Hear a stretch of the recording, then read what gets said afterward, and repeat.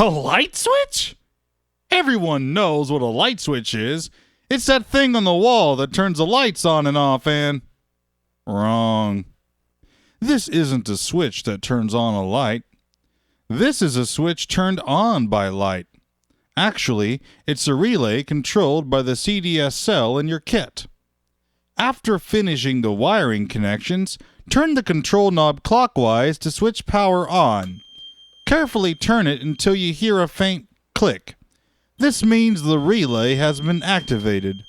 By itself, this isn't too exciting, but remember that a relay is a switch. That means that you can connect other circuits to this and control them by the amount of light falling on the CDS cell.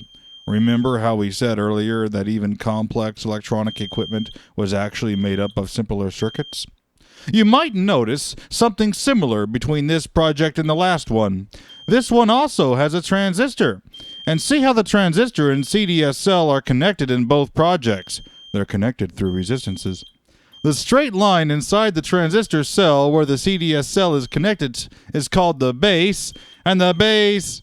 Hey, we're getting ahead of ourselves. We'll talk about transistors later.